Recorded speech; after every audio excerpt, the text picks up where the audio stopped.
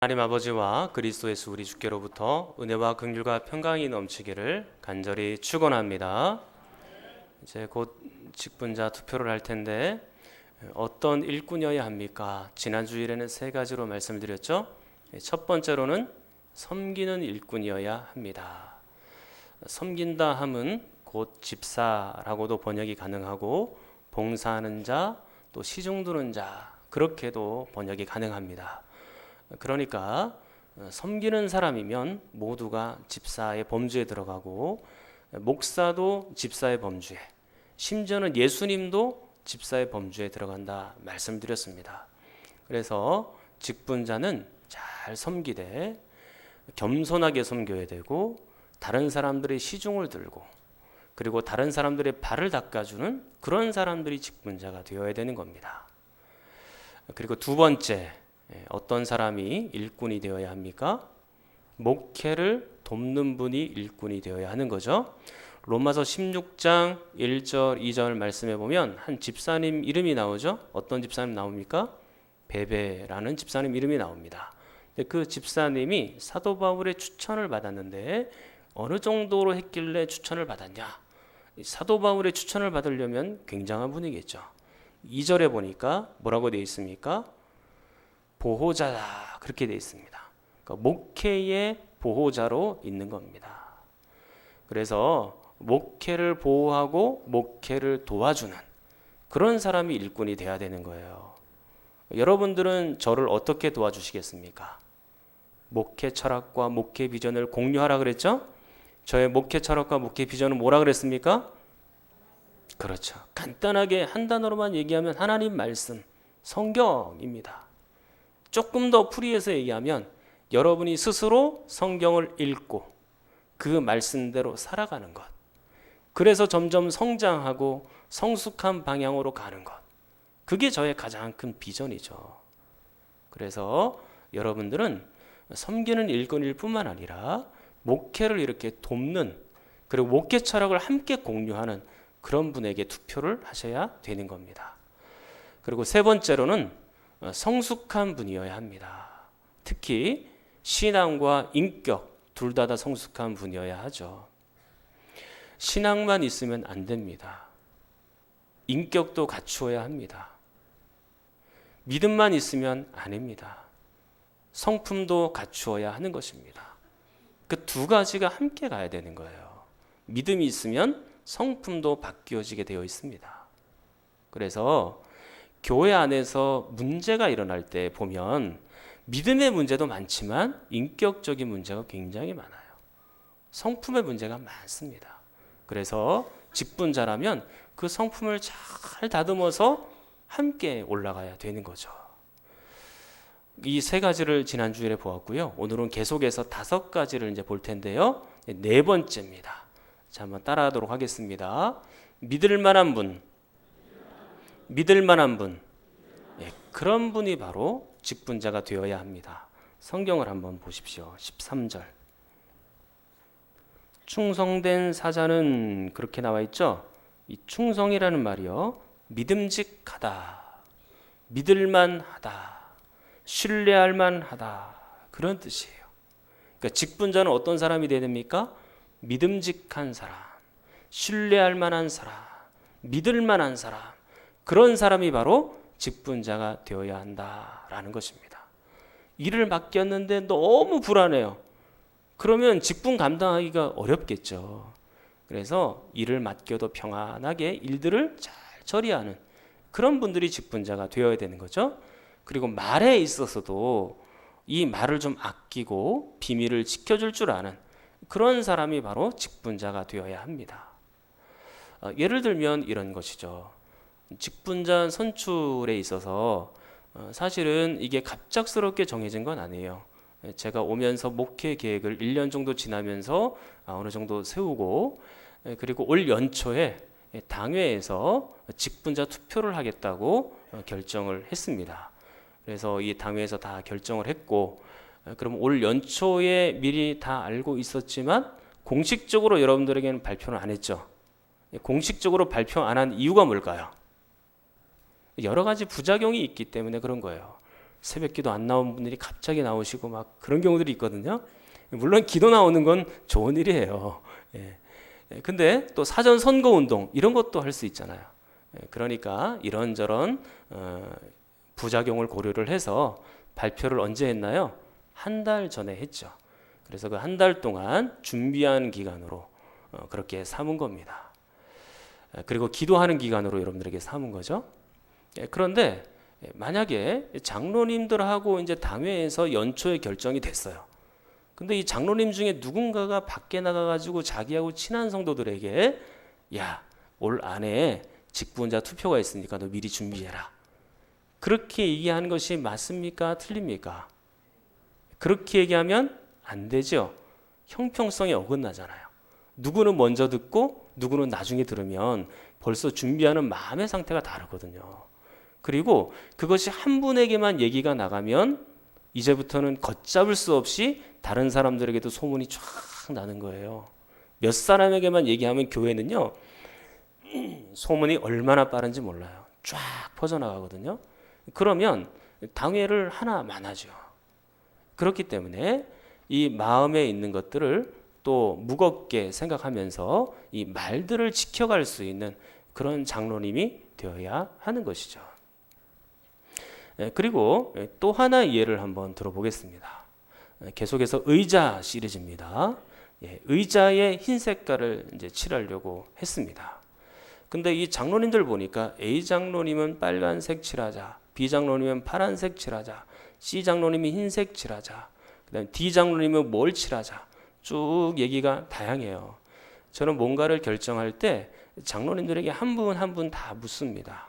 다 물어보고 그것을 통합을 해서 무엇이 가장 옳을지를 생각을 해봐요. 그리고 가장 중요한 것은 뭐냐면 하나님의 뜻이에요. 하나님의 뜻이 무엇입니까? 라고 하나님께 먼저 묻죠.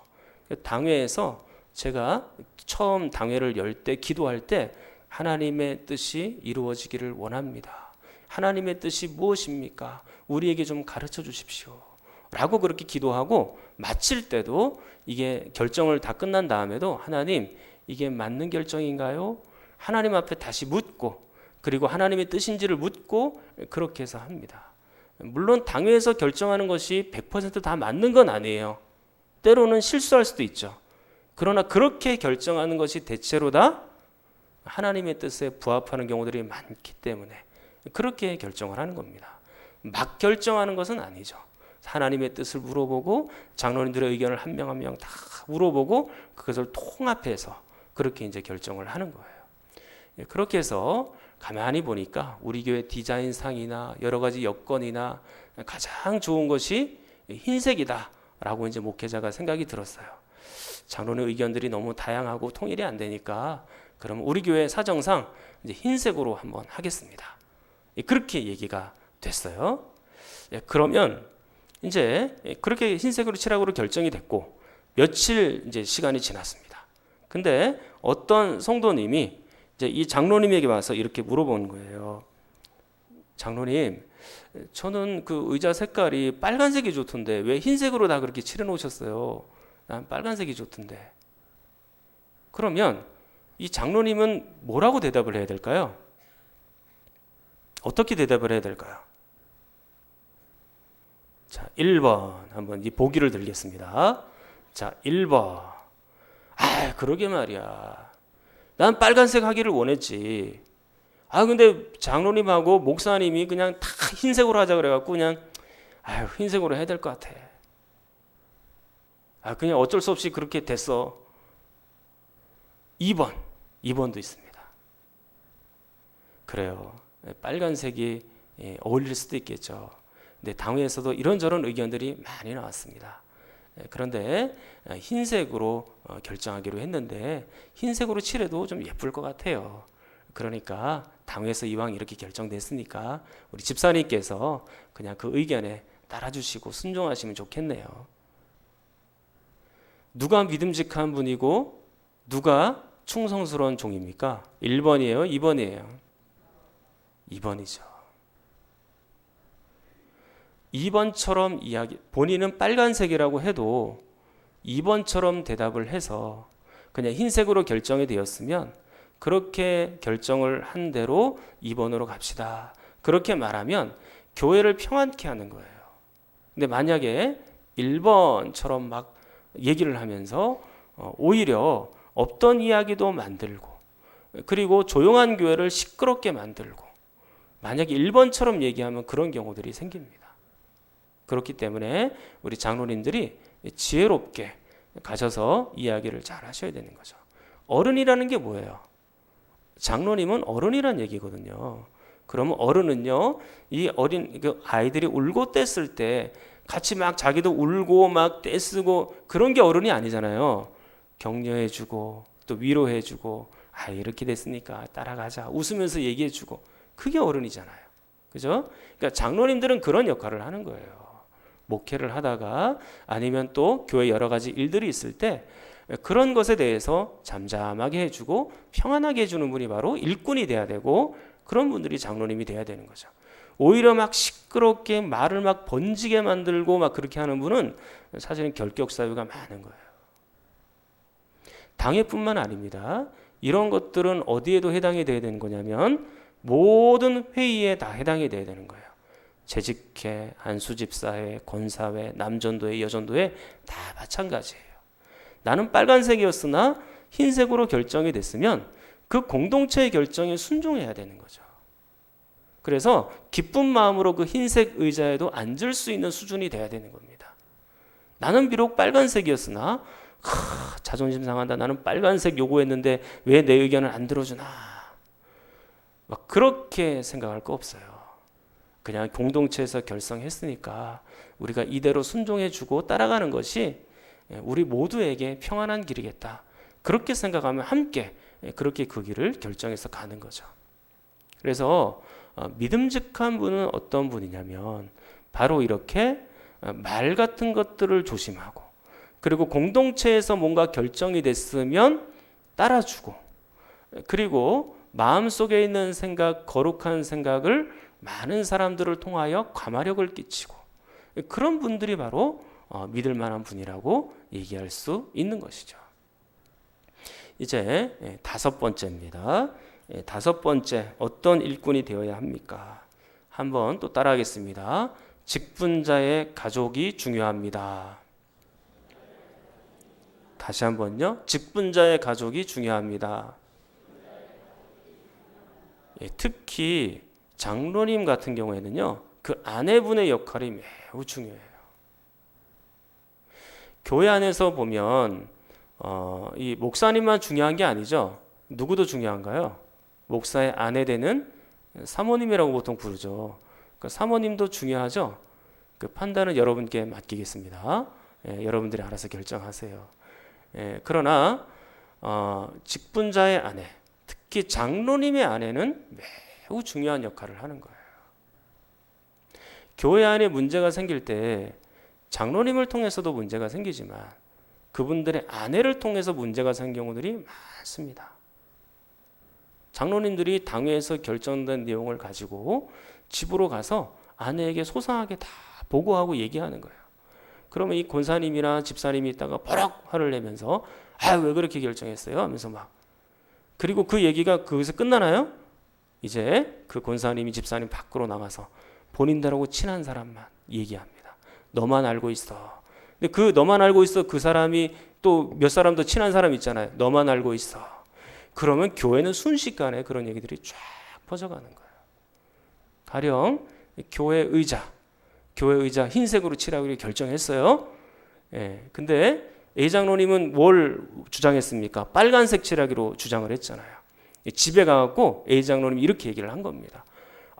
매우 기분이 나쁘다고. 왜 그 빨간색으로 칠하냐고. 그거 왜 흰색으로 칠하냐고. 난 빨간색인데. 난 너무 나를 무시하는 것 같아서 힘드네. 그렇게 얘기를 했어요. 그렇게 얘기하는 게 잘한 거예요? 못한 거예요? 결정된 상황은 얘기하지 말아야죠. 집에 가면 장로님들이. 근데 혹시 천에 하나 만에 하나 그렇게 얘기가 됐다고 칩시다. 그러면 그 아내 되는 분은 어떻게 대답을 해야 되겠어요? 1번, 그 목사님 되게 이상하시다. 다른 장로님들도 가만히 있었어? 되게 희한하네. 2번입니다. 아유, 그래요. 빨간색 칠하면 그것도 예쁠 것 같아요. 근데 지금 생각해 보니까 흰색 칠해도 그것도 좋겠어요. 저도 빨간색 칠하기를 원했는데 흰색 칠해놨더만 그거 참 보기 좋던데요. 당신이 마음 좀 넓히고 그리고 조금 이번에는 마음을 좀 정돈을 하세요 하고 이게 도닥도닥 해주면 되잖아요. 누가 현숙한 여인입니까? 1번이에요? 2번이에요? 예, 찍기가 힘드시면 긴 걸 찍으세요. 예. 자, 몇 번을 제가 길게 얘기했습니까? 2번이죠. 2번이죠. 현숙한 아내는 그렇게 얘기합니다. 그러나 미련하고 그리고 아주 어리석은 여자는 이 남편의 화를 돋굽니다. 오히려. 참 진짜 이상하다고. 그렇게 얘기를 해요. 근데 현숙한 아내들은 그 남편의 화난 마음을 잘 다스려주고 혹시 그런 얘기를 들었더라도 딴 데 가서 발설하지 않습니다. 그게 현숙한 여자의 모습이에요. 그래서 아내를 잘 봐야 되는 거예요. 아내가 누군지, 소문이 빠른 여잔지 아니면 정말로 그 얘기를 잘 지켜주는 여잔지를 생각해 봐야 되는 겁니다. 그런 분들에게 투표하세요. 자, 그리고 이제 6번째입니다. 자, 한번 따라하겠습니다. 책임과 의무를 다하십시오. 다시 한번요. 책임과 의무를 다하십시오. 네, 그런 분에게 투표하셔야 돼요. 이게 항상 책임이 있다는 얘기는 예배를 드리는 모습, 그리고 예배 자리에, 그리고 기도하는 자리에, 그리고 봉사하는 자리에 항상 그 직분자가 있어야 된다는 얘기예요. 기분 나쁘면 열심히 안 하고, 기분 좋을 때만 열심히 하고, 기분 좋을 때는 예배 자리에 앉아 있지만 기분 나쁘면 예배 자리도 안 앉아 있어요. 교회는 오는데 밖으로 자꾸 돌아다녀요. 기분 좋으면 기도 자리에 나와 있지만 기분 안 좋으면 기도 자리에 없습니다. 기복이 너무 심하면 그것은 일꾼의 모습에서 합당치 않습니다. 기복을 줄여야 돼요. 그래서 직분자들은 항상 그 자리에서 늘 책임과 의무를 다하는 사람이어야 됩니다. 목사가 왜 힘든지 아세요? 목사가 왜 힘들까요?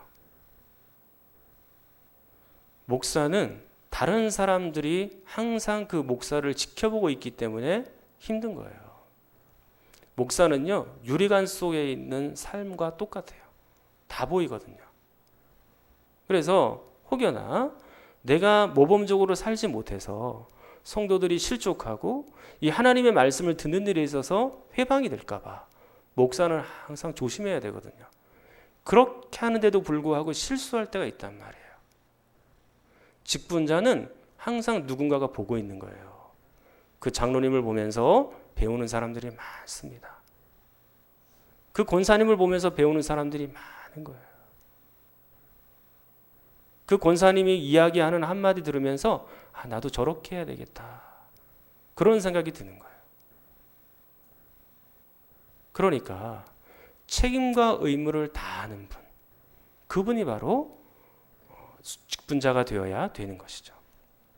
그리고 이제 7번째입니다. 자, 7번째 한번 또 따라하겠습니다. 바르게 해야 합니다. 한 번 더요. 바르게 해야 합니다. 이 교회 일을 할 때는요, 바르게 해야 돼요. 정직하게 해야 돼요.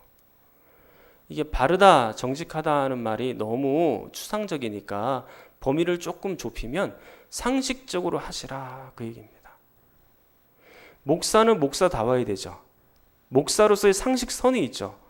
목사님은 저 정도는 돼야 된다 라는 생각을 여러분들이 머릿속에 그리고 있잖아요. 거기서 조금만 벗어나면 막 완전히 막 힘들게 하죠. 장로님은 장로님으로서의 상식선이 있는 거예요. 안수 집사님은 또 권사님은 거기에 맞는 상식선이 있는 거예요. 그 상식선에서 일을 해야 되는 거죠. 이 상식만 좀 통해도요, 교회가 숨통이 트입니다. 상식이 꽉 막혀가지고 도무지 비상식적으로 일하면 너무 힘들어요.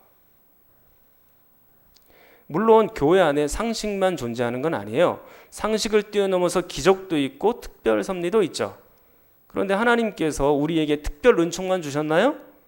일반 은총도 주셨죠? 일반 은총의 영역에는 상식이라는 게 있는 겁니다. 인류가 보편적으로 가지고 나가야 될 상식이 있는 거예요.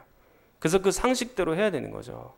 남을 불편하게 하면 안 된다. 남의 것을 훔치면 안 된다. 누구를 미워하면 안 된다. 다 상식이잖아요. 그런 상식이 없이는 이 사회에서 살아가기가 매우 힘든 거죠. 일반 은총의 영역인 거예요. 다 그게. 얼마 전에 그런 일이 있었죠. 아주머니와 아기가 있었는데 그 옆에서 어떤 아저씨가 담배 피고 있었죠. 근데 그 담배를 좀 피우지 말라고 요청을 했죠. 근데 이 아저씨가 어떻게 했어요? 이 아줌마를 뺨을 후려쳤어요. 동영상으로 다 나왔잖아요. 어린아이가 같이 있으면 담배를 안 핀다, 이게 상식이죠. 그 상식을 지켜가야 되는 거예요. 근데 세상에서도 상식이 안 통하는데 교회 와서까지 상식이 안 통하면 너무 답답한 거예요. 그래서 교회 안에서는요, 상식이 필요해요. 상식으로만 일을 해도 굉장히 교회 안에 많은 문제들이 해소가 됩니다. 제가 교육자들에게 이런 이야기를 했었습니다. 며칠 전에 한 얘기인데, 잘하는 것도 중요하지만 바르게 하는 게 중요하다. 뛰어나게 하는 것도 중요하지만 상식적으로 일하는 게 중요하다. 그렇게 얘기를 했어요. 바르게 하고 교육자로서의 상식을 지키면서 일하자. 그렇게 권면을 했습니다. 저는 직분자들 정도 되면 상식은 어느 정도 통해야 된다고 생각해요. 이제 마지막 8번째입니다. 한번 따라하겠습니다. 순종하는 분. 순종하는 분. 그렇죠. 순종해야 됩니다. 제가 우리 구역장들과 함께 이 말씀을 나누긴 했어요. 수요 공부 때 얘기는 했지만 한 번 더 언급해서 말씀드립니다. 성경이라는 어떤 책이냐면 순종과 불순종을 두 개 다 기록한 책이에요. 순종만 있는 건 아니에요. 불순종의 내용도 다 기록을 했어요. 너희들이 얼마나 하나님 앞에 불순종하며 사는지 이 순종과 불순종을 다 기록한 책이 성경이에요. 아담 시대, 노아 시대, 출애굽 시대, 그리고 가나안 정착 시대, 사사 시대, 왕정 시대, 이게 구약 성경의 전부거든요. 근데 그 모든 시대들을 다 종합해 보면 순종과 불순종으로 나뉘는 거예요. 아담과 하와에게 하나님은 순종을 요구하셨죠. 선악과를 먹지 말아라 순종 요구하셨으나 아담과 하와는 불순종했죠. 노아 시대 역시 노아는 순종했지만 그 외에 다른 사람들은 다 불순종했습니다. 출애굽을 향하여 갈 때, 출애굽해서 가나안 땅을 향하여 갈 때 그 출애굽 1세대들이 어떻게 했나요? 하나님 앞에 불순종했죠. 그래서 그 가나안 땅에 못 들어갔죠. 그래서 2세대와 순종한 사람들만 가나안 땅에 들어간 거예요. 그런데 가나안 땅에 들어가서 정착하여 사사시대를 지낼 때 맨 끝에 보니까 그 소견에 옳은 대로 행하였더라라는 말씀이 있어요. 불순종하며 살았다는 얘기죠. 그리고 왕정시대 역시 그 왕을 나눌 때 선한 왕과 악한 왕으로 나눕니다. 그 기준이 뭐예요? 순종하면 선한 왕이지만 불순종하면 악한 왕인 거예요. 이렇게 성경은 순종과 불순종으로 쭉 나뉘어져 있어요. 근데 직분자는 순종하는 분이어야 되는 거예요. 교회의 결정에 순종하고 하나님의 뜻에 순종하는 그런 사람이어야 되는 거죠. 저는 오늘 이 귀한 순종을 직분자 선출과 관련하여 말씀을 드릴 텐데, 오늘 이 직분자 투표의 결과와 상관없이 모든 분들이 순종할 수 있기를 축원합니다. 하나님은요, 순종하는 사람을 통하여 일하기를 기뻐하십니다. 물론 우리가 불순종하고 죄를 지어도 하나님의 뜻은 이루어져요. 참 신기하죠? 우리가 죄를 짓는데도 결국엔 하나님의 뜻은 어떻게 이루어질까? 매우 신비한 겁니다. 그런데 하나님은 동시에 우리가 순종하여 일하여 그 순종을 통하여 하나님의 뜻이 이루어지기를 더 기뻐하시는 거예요. 직분자들이 순종키를 원하는 거예요. 그래서 어떤 분들은 후보에 올라간 분이 있죠. 그리고 어떤 분들은 후보에 안 올라간 분이 계십니다. 후보에 대해서 이렇게 하시기로 한 분들은 순종하는 분이고, 또 후보에 대해서 고사하신 분들은 그래도 겸손한 분들이에요. 사실은 두 분 다 일꾼으로서 합당한 분들이죠. 좋은 분들이에요. 감사하게 생각해요. 저는 다. 그리고 어떤 분들은 3분의 2가 넘어서 장로님이 되고 안수집사님이 되고 권사님이 되는 경우도 있습니다. 그러나 어떤 분들은 그렇게 안 될 수도 있겠죠. 그리고 어떤 분들은 나보다 나이도 어리고 신앙의 연배도 어리고 그리고 나보다 봉사도 좀 조금 한 것 같고 나보다 성경도 많이 모르고 나보다 기도도 많이 안 하는데 그분이 먼저 되는 경우가 있어요. 그리고 어떤 경우에는 내가 은퇴할 때까지 평생 장로, 안수집사, 권사가 못 되는 경우도 많습니다. 그러나 이 모든 것들이 하나님의 뜻인 줄 믿습니다. 하나님의 뜻이에요. 투표는 우리가 하죠. 결정은 누가 하실까요? 하나님이 하시는 겁니다. 투표의 모든 과정을 하나님의 뜻대로 하나님이 인도해 가시는 거예요. 그럼 우리는 그 결과에 상관없이 하나님 앞에 순종하는 사람이 되어야 되는 겁니다. 저는 여러분들이 그렇게 성숙한 분이라고 생각은 해요. 근데 만약에 내가 투표해서 안 됐다 그래가지고 마음에 막 시험이 들고 그리고 내가 뭐 말씀을 들을 그리고 예배를 제대로 드릴 수 없을 만큼의 그런 안타까운 시험에 들거나 야, 나 교회 여기 도저히 못 다니겠다 떠나야 되겠다 그런 생각이 드시는 분들이 있다면 하나님의 뜻을 제대로 분별하지 못하는 거죠. 마음은 물론 섭섭할 수 있어요. 그러나 그것에 대해서 신앙생활을 제대로 못할 정도까지 그렇게 되어서는 안 되는 거잖아요. 그죠? 하나님의 뜻에 순종할 수 있는 그런 분이 매우 중요한 것이죠. 오늘은 여러분들에게 어떤 일꾼이어야 됩니까? 5가지 얘기를 했습니다. 첫 번째로는 믿을 만한 분이어야 되죠. 두 번째로는요, 그의 아내, 직분자의 아내를 잘 보십시오. 그리고 오늘 말씀드린 거 세 번째로는 뭘 말씀드렸습니까? 책임과 의무를 다하는 사람. 그리고 네 번째로는 뭘 말씀드렸나요? 바르게, 상식적으로 할 수 있는 사람. 그리고 마지막으로는 순종하는 사람. 하나님의 뜻에 순종하는 사람. 그분이 되어야 하는 것이죠. 그분들이 바로 충성스러운 분들이에요. 자, 오늘 성경을 한번 다시 볼까요? 25장 13절. 25장 13절 다 펴셨나요? 자, 여러분이 한번 더 읽겠습니다. 시작.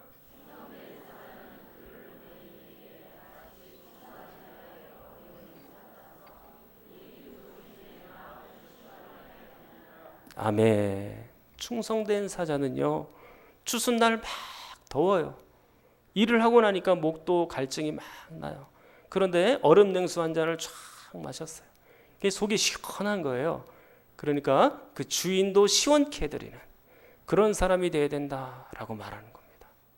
사랑하는 성도 여러분, 오늘 여러분들이 투표하시는 직분자는 얼음 냉수처럼 주인의 마음을 시원케 해드리는 사람, 그분들에게 투표하시고 여러분들도 참으로 하나님의 마음을 시원케 해드리는 좋은 종이 되기를 간절히 축원합니다. 통성으로 기도하겠습니다. 하나님, 이제 곧 직분자 투표하기를 원합니다. 내 생각과 내 뜻이 아니라 하나님의 뜻에 맡깁니다. 하나님이 보실 때 믿을 만한 분, 얼음 냉수처럼 하나님의 마음을 시원케 드리는 일꾼들이 될 수 있도록 도와주옵소서. 한 명도 시험에 드는 사람이 없게 하시고 하나님의 뜻에 모두가 순종하는 분들이 되게 하여 주시옵소서. 우리 성경 전호님 점점 좋아지게 하심을 감사하고 계속해서 검사 결과 좋게 나오기 원합니다. 그리고 다른 환우들을 위해서도 함께 기도합니다.